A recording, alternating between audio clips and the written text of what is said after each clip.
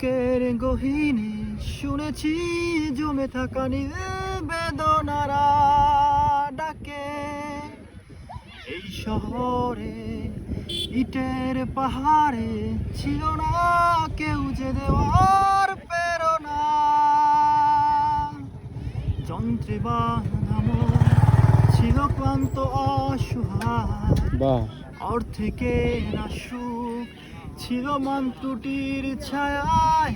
আর নয় সময় উদ্দেশ্যহীন মিছিলে তুমি সেই পূর্ণতা আমার অনুভবে।